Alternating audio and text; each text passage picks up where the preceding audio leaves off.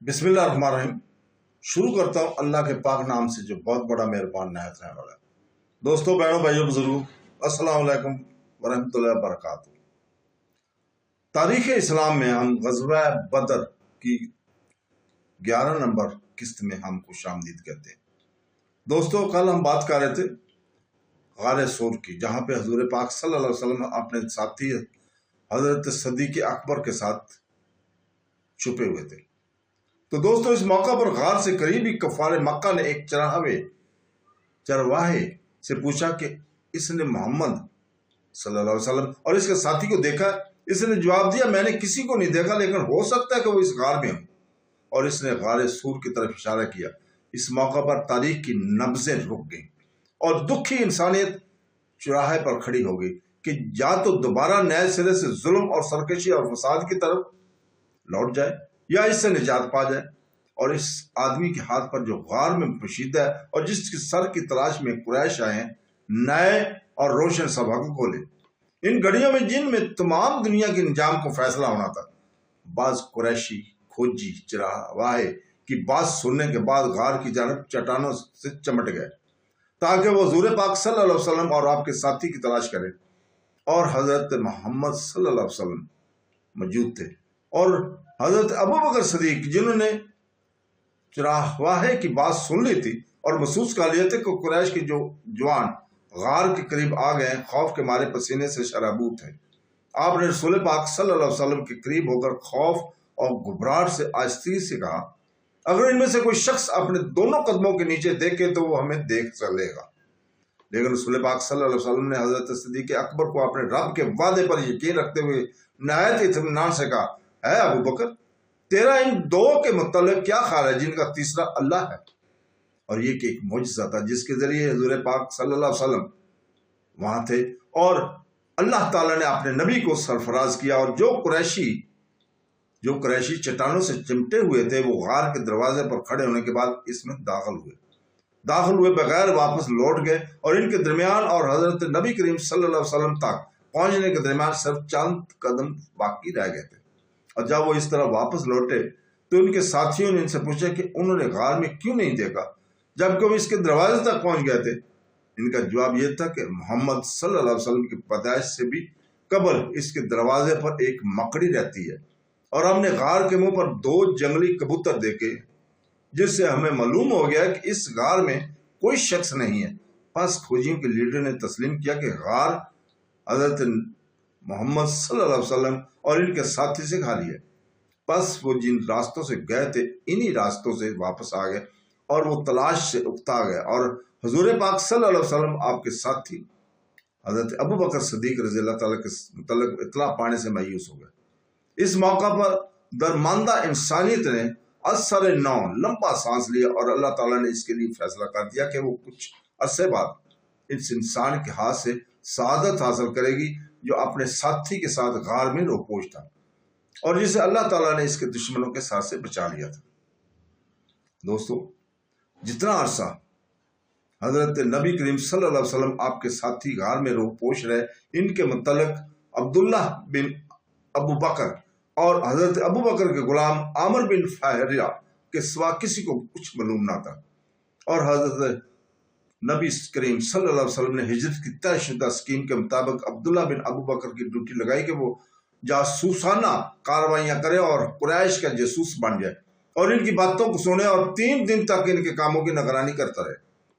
फिर जब ये सब बातें हजूर पाक सल्लल्लाहु अलैहि वसल्लम और आपके साथी को गार में पहुंचा दे और वो सारा दिन मक्का के मुशरिकीन के साथ इनके कौल और फेल की निगरानी करते गुजरता।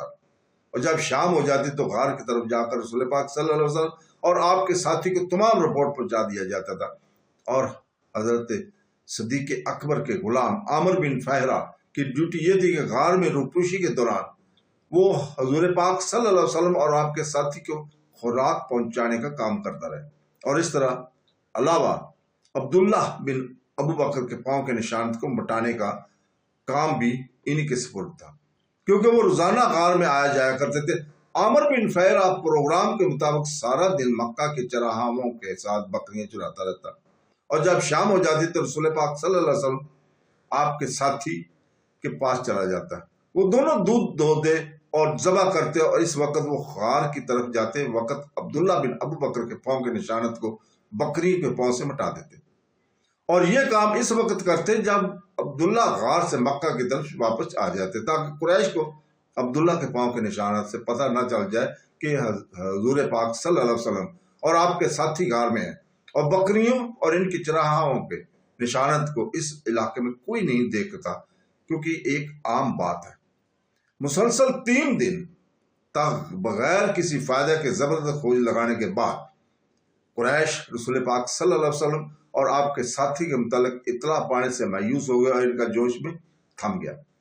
اور گشتی تفتیش کی کارروائیاں بھی آخری حد تک رک گئی تھی۔ تو اس وقت حضور پاک صلی اللہ علیہ وسلم اور آپ کے ساتھی نے غار کو چھوڑ دیا اور اثر نو مدینہ کی طرف رواں ہو گئے۔ ان کی سواریاں ان کو پہنچا دی گئی، اور دونوں اپنے اپنے اونٹ پر سوار ہو کر کوچ کر گئے، اور ان کا مشرک رہنما عبداللہ بن ارقی ان کے آگے آگے چل رہا تھا، اور ان دونوں کے ساتھ حضرت ابو بکر صدیق کا غلام عامر بن فہرہ بھی تھا، اور کوچ سے قبل دونوں کی خدمت میں حضرت اسما بنت ابو بکر بھی زادہ لے کر حاضر ہوئی، جو انہوں نے اس طویل اہم سفر کے لیے تیار کیا تھا۔ اور جب حضرت اسما نے زاد سفر کو اونٹ کے پلان سے لٹکانا چاہا تو آپ کو لٹکانے کے لیے رسی نہ ملی، تو آپ نے اس کو اپنی بیٹی کو 4 کراس کی 2 حصے کیے، ایک حصے سے آپ نے اسے باندھا اور دوسرے حصے سے اسے لٹکا دیا۔ اس کی وجہ سے بعد میں آپ کا نام ذات الناطقین پڑ گیا۔ ابن اسحاق کا بیان ہے کہ اسی وجہ سے حضرت اسما بن ابو بکر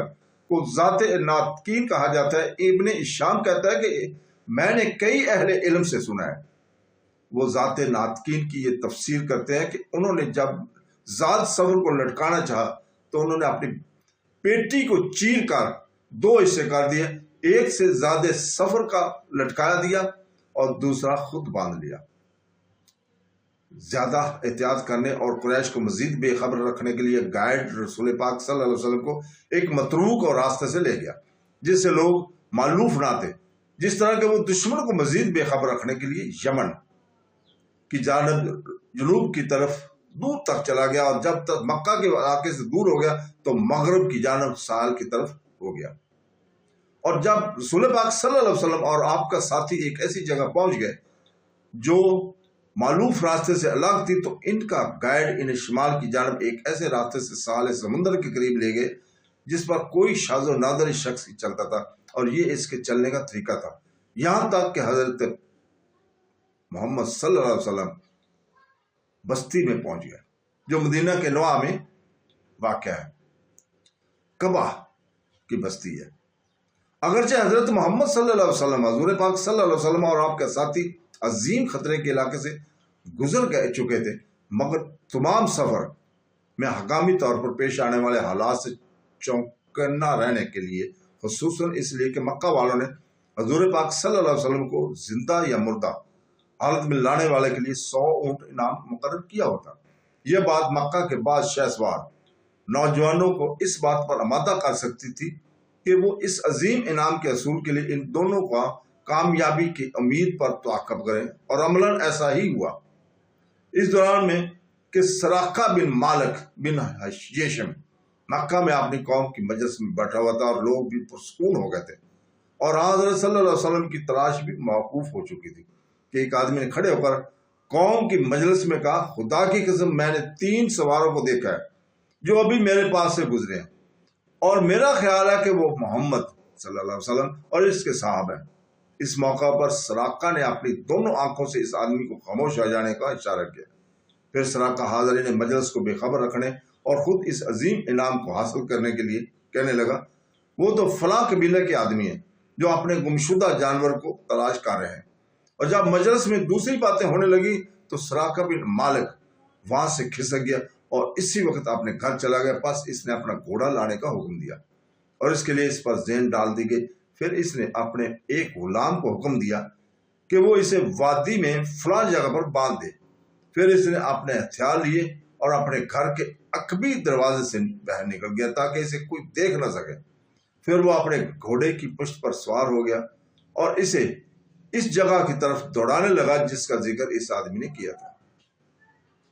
اس نے وہاں پر رسول پاک صلی اللہ علیہ وسلم کو دیکھا ہے تاکہ وہ آپ کو گرفتار یا قتل کر کے ہی اکیلا ہی قریش سے انعام پانے کا